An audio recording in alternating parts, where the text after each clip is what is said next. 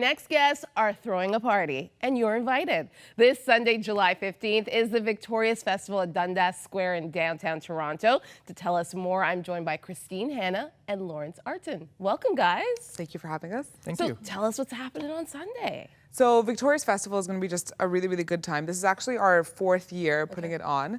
It's right in the heart of downtown Toronto, so at Yonge Dundas Square. And there's going to be music and food and entertainment, and it's just a really, really great time to come hang out with your old friends or to make new friends.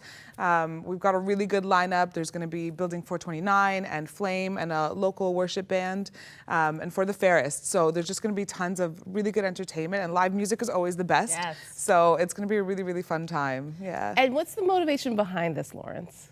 Well, when Land of Hope started, we were actually looking... And Land of Hope is the charity that's running Victorious Yeah, Festival. it's the nonprofit Yeah. organization that we're part of. Yeah. The whole vision behind Land of Hope was to spread the good news through the gospel of our Lord Jesus Christ. And Victorious Festival was actually one of the services that we were actually bestowing to go on and perform and having people come out there and listen to the good word. So when you started Victorious Festival the first year, what was the response like? Well, it was tremendous. Yeah. We had thousands and thousands of people come by. Oh. As you know, heart of downtown, they have a ton of traffic coming by. We had food vendors all over. We had Flame come out. He was off the hook. And He's a local rapper. Yeah. Yeah. And he was a Grammy nominated, actually. And it was just a block party, just expanded. Yeah. And it was great. It was great. It was unanticipated for us, but we loved it. So it's going to be a big party this Sunday. Tell me a little bit more about Land of Hope. Sure. So we are a nonprofit organization. Right now we're 11 core members. It's not our main job. It's not what all of us do for a living. We actually all have our own jobs outside of Land of Hope, but it's just we meet together and we plan things and do outreach events and do festivals like Victorious Festival.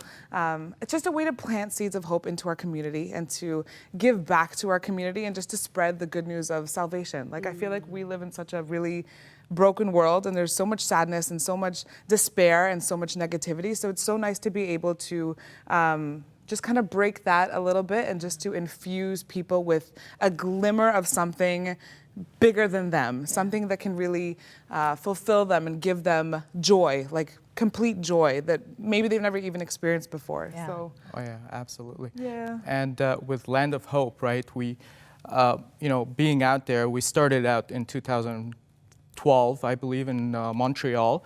But when it really hit the road running, it was 2014 with Shadi, our founder, when he came over to Toronto with his wife, Sarah. And basically, it was just a group of friends, and now it just has grown into 11 members or just volunteers, but they made sure that the service is the priority. And, we have full-time jobs, and Land of Hope does solely run on donations from individuals all the way to big organizations. So God has really blessed it. Yeah. And Victorious Festival is one of many things that you guys do. Right. Tell me about your homelessness outreach and what you do with that. So the program is called Impact. It's a community outreach, and it has a wide range of services underneath it. We have soup kitchens.